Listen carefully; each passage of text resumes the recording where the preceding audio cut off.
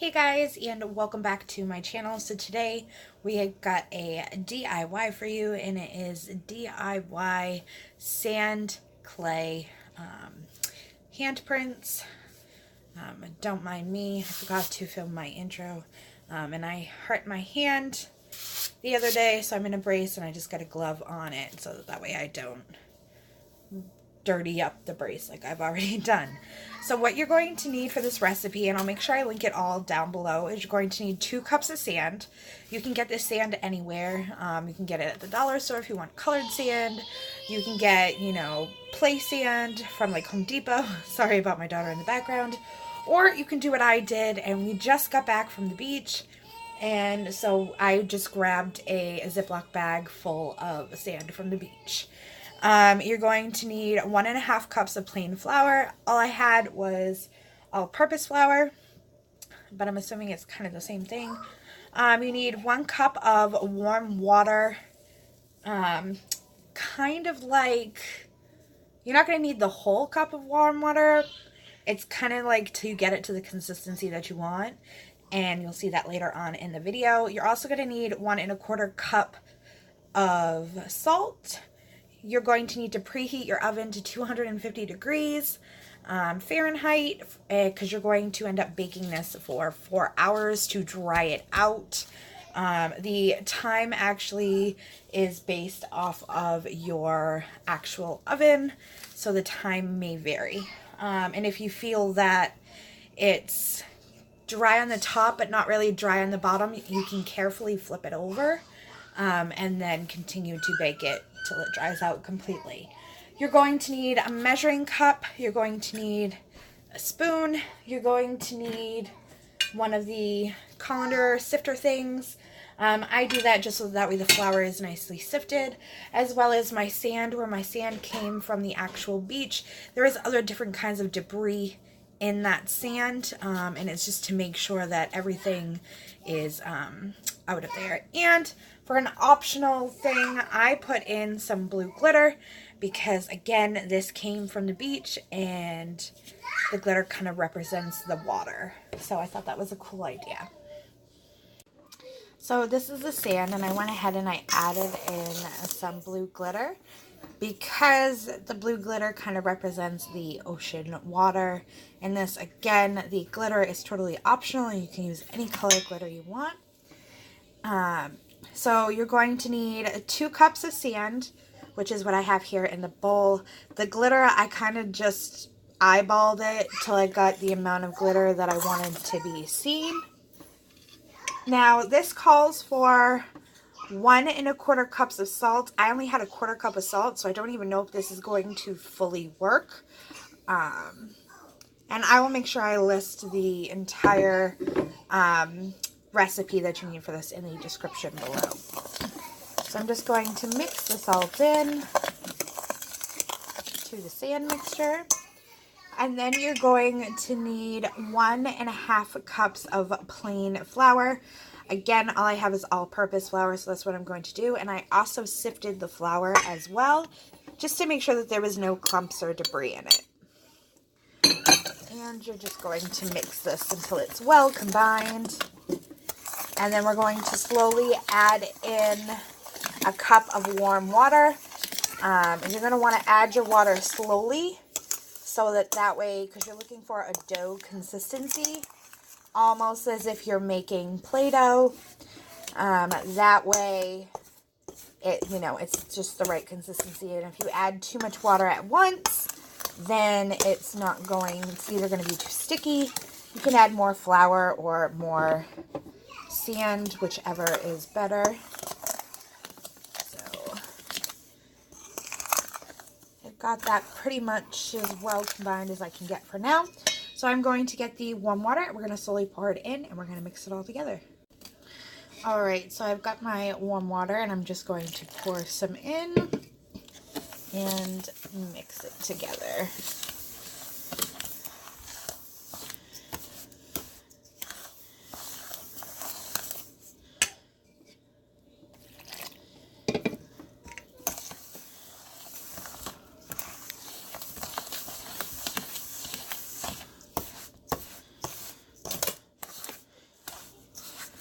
Alright, so I'm going to go ahead and finish mixing this off camera, and I will be back. Alright, so this is what it currently looks like. I've kneaded it to about this point. Don't mind this hand. I hurt my hand and I'm in a brace, so I just have a glove on it to protect the actual brace. So now you're going to lay out some flour onto your counter, and you're just going to knead it into it. And I had about probably a 1/4 cup left of the warm water for the cup that the recipe gave, and it was still a little sticky, so maybe even using a little less, but I felt that this was a good consistency because I have to knead it into a ball. And I wanted to, sorry, my camera is all out of whack. And I wanted to, and I knew you had to knead it into this, so I didn't mind it being a little wet. So I'm just going to knead this till it's in the consistency that I want, of almost like a Play-Doh. And then we're going to go on to the next step. This might be a 2-part video. The first part just showing you how to make the sake land itself, and then the next part will be actually doing the handprints. So bear with me. I'm going to finish doing this off camera because it's going to take me a little while with the one hand, and I will be back once it is in the consistency that I need it to be in. Alright, so I got it to the consistency that I wanted, and this is the consistency. Again, it's supposed to be like a Play-Doh-y kind of consistency. Not dry, but not soft. And this is what it looks like. It looks like a rock, actually, which is pretty cool, and it kind of flows down like slime a little bit. So yeah, so now what I'm going to do is we're going to roll it out, cut the shapes that I want, and then I'm going to have my daughter put her hands in it. And I might just do this all in one video. I don't know. Haven't decided yet. So stay tuned. Alright, so now I went ahead and I cut the original amount that this made in half because I am going to be making 2 different ones. So now what we're going to do is I put some flour down on the table. I'm trying to keep this in view. My setup isn't that great. And you're going to take a rolling pin and you're going to roll it kind of flat.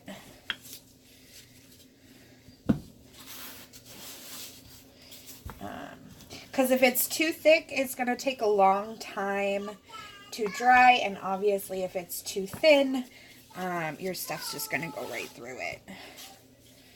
So I'm just going to kind of roll it out until I get what I'm looking for thickness. And if you feel it's getting a little too dry, go ahead and add some water to it. It'll help.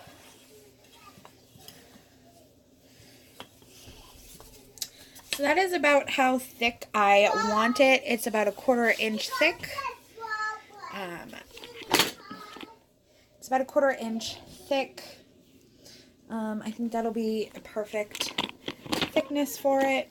And yeah, so now I'm going to create the shape, put it on a baking tray, and I'm going to have my daughter put her hand imprinted in it, and I will come back once her hand is imprinted in both of them. Alright, so these are the finished ones before they go in the oven. Making them into little plaques with some shells that we've collected and stuff like that. So now I'm going to bake them for approximately 4 hours until they are completely dried out, and I will be back once they are done. So it's been a few days since I had put these in the oven to dry them out. It probably took a total of 3.5 hours to dry it out. As you can see, pardon my bad spelling and stuff on the back, it still looks a little wet opposed to the front that looks dried out. After the first 2 hours, no, after the first hour and 40 minutes, I did flip this over gently in the oven to let it finish baking. And then the next day, I tried to finish baking it even more, only because it was really late at night. It was probably about like 10 o'clock at night. I was exhausted. I had just gotten back from the beach that day when I decided to make these. And, I couldn't stay awake any longer. So I don't know if the reason for it to not fully be dried in the back was my fault because I stopped the baking process and then tried to rebake it or not. But yeah.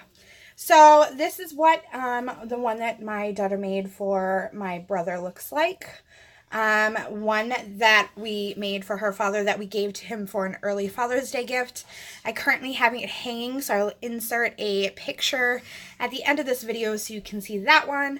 The shells and stuff stay really good in it. These little gem things, kind of like 2 of them fell out in the one we made for my husband. This one stayed pretty good, but it's probably because it was in a thicker part of it and I had pushed it down, you know, good on this one. This is solid. It is hard.